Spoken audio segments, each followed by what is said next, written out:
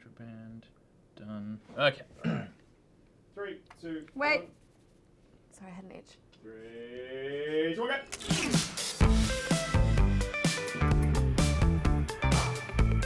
I'm Nick.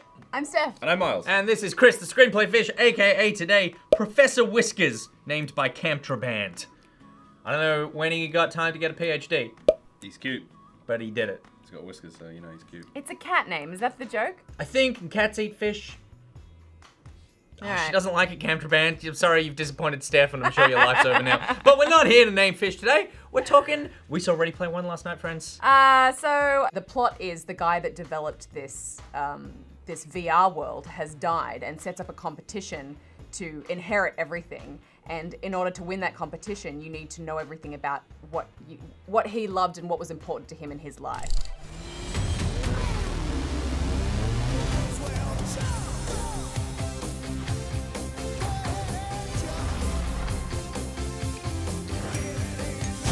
Help us save the Oasis.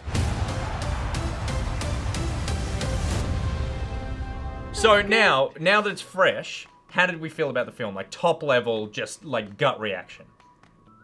My gut reaction, having seen it, is that it was pitched younger than I expected. I made the mistake of assuming that something about video games was for me. Right. And you feel like... An adult woman. What age do you reckon? I would say if I was between 10 and 15 years old, I would have thought this was the best fucking thing I've ever seen. Wow. It would have changed my life. Yeah, I would yeah, have been, for sure. I would have for been sure. blown completely out of my flesh. It had a lot of kind of melodramatic good versus evil, like villainous Ben Mendelsohn bad guy. Yep. A lot of gamers versus evil corporation, which I think kids will get a lot of kick out of. Yep. We are losing that battle though, guys, by the way. Our games are all made by the evil corporations. That's right. What did you think? I want to start with Miles, though. Oh, okay. Because Okay. Are you like brewing an onslaught of comes. hate that you wanna trump with at the end? No, of course he's preset to 200 Cs and That's he's just it, yes. letting that sucker sizzle. I had fun. I think it was a really fun movie to see. You liked all the references.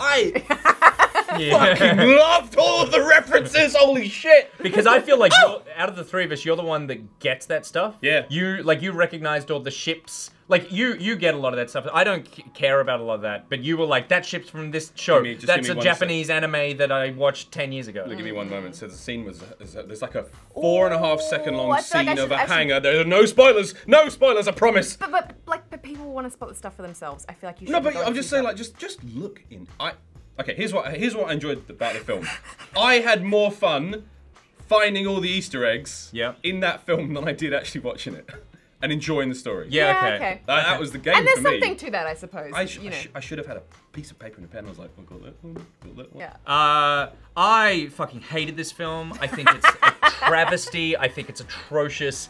I think it's an insult to geek culture. It's an insult to my intelligence. It's an insult to society's intelligence. I think it's possibly Spielberg's worst work. I think it takes everything that Spielberg made over decades of years of hard work, of toying with our emotions in the most beautiful possible way, and it literally just bends over and takes an enormous shit on everything he did.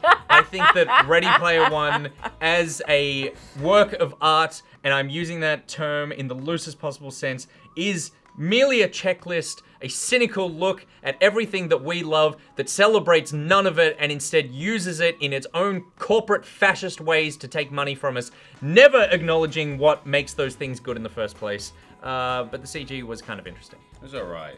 I mean, I think that's a bit much, Nick. A bit much. Can we start though with what we liked? To say it's not a celebration of like geek culture or pop. Yeah, but pop only like culture only more. in the same way- No. It's not a celebration at all. It sounds is like the same way the book was, which was just a list. Here's my argument, and I do want to get, because there were a few things I liked about it, so we should get to those. Sure. But I will say that to celebrate something, I think you need to recognize what it is that makes that thing special.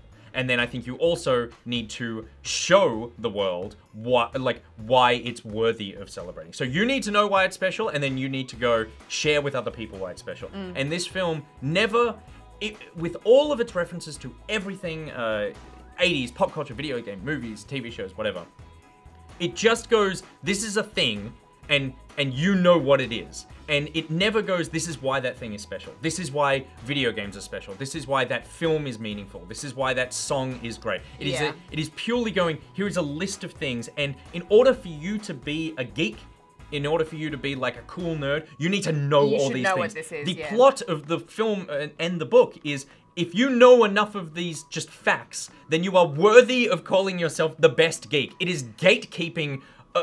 We are a culture of people who were defined decades ago by the fact that no one liked us, and it's like we're hanging on to that and now going, well, now you're not cool enough.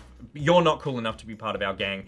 Whereas back then we were like, please accept us. And I think that this is such a cynical look at the idea that like now we have the keys to the kingdom and everyone else can just fuck off. Look, if you are the geeky list dude, which I am, unashamedly, I am that person, and I did see a tremendously dark part of myself in that movie, you're gonna love this shit. Like, you're really, really going to enjoy watching Serenity, the spaceship from Firefly, drop the original 1979 Gundam into battle against Mechagodzilla. You're gonna shit your pants. You're gonna shit your pants! But don't you think that that's like all of those things combined means that none of it is worthy of celebration, because it's like, here's literally everything that's ever been invented thrown into Isn't that what you would do if you had, because they It's what he would do. It would be a culmination of everything that's made. I mean, this film for me was eerily like my whole adolescence crammed and forced, in a very superficial way, I might add, into what, an hour and a half? And I was like, blimey, that felt like a long time for me, but they really shoved that shit in there really fast. And again, it did feel like a long time. A long time. And it's very, again, I think this film's kind of very superficial in all the cool stuff, because again, the story was grossly mediocre. And I guess some of it didn't make sense to me whatsoever. Everything about pop culture and geek culture and gaming is heavily engrossed in fandom and people really loving on things. So I think if we had access to a world like that, that's what people would do. There's a great line in it where it's like, you can do anything, you can climb Mount Everest with Batman. Something I appreciated in this, the changes that they had to make from the book to the film, was that, you know, centering around the three sort of quests that they need to go on and find the three keys. In the book, each one of those was sort of hidden behind playing like an old school retro video game and putting on the right piece of music and reenacting like war games or something. Yeah, and and watching a lot of TV shows. Yeah, and it was like, I mean, I don't even think it was well described in the book, but making that visually interesting in film is very difficult. Yeah. And in the film, they really changed the three challenges. The first two were nothing like they had in the book, which I think is probably a good thing, because they made them, I don't want to spoil what they are, but they made them more visually interesting to watch than people just playing on a CRT monitor. They were exceptionally exciting. Yeah, I will say that much. Is that the first challenge and the second challenges were really surprisingly funny and interesting and entertaining, especially the second one. The second one had the best laughs, I think, in the film. It felt like a whole new film, and all of us were like, we were like poking each other's. Yeah, it was very cool. You're right. It felt like a scene from a different movie, didn't it? And I think and I think the reason it worked so much, and for me the reason that scene worked, is because it basically went, here, let's go deeper into something, rather than just this surface look at all pop culture. Let's dive in for 15 minutes into one of these things and put our own twist on it, which I thought was like, the plot elements in there were very strange, but they were a clever twist of the thing that they were referencing, and also combining Ready Player One as a story. So yeah. I mean, I don't recommend you see this film. I don't think it deserves your money, because it so desperately, clearly wants your money. It's dancing for you. It's just, Ready Player One is just here going like, just give me everything you got, like, cause I got whatever you want, baby.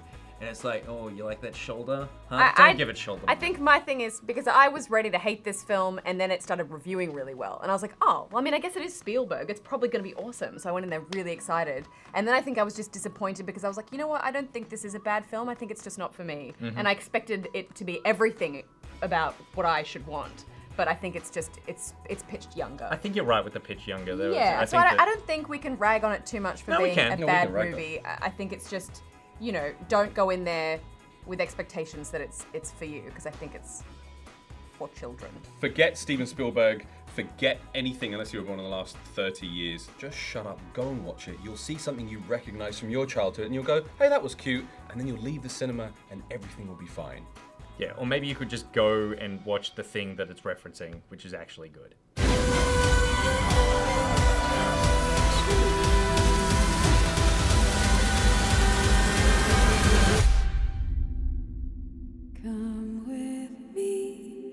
Hey, you should like this video if you actually liked it, and maybe just like it even if you didn't because you like us, and subscribe to our channel because that's where all the videos that you like are gonna be, and if you hit notifications, turn them on, then you'll get a notification when a new video comes out. That's true, and do you want to watch something actually good? Well, we got a video here and one down there. Likety, like.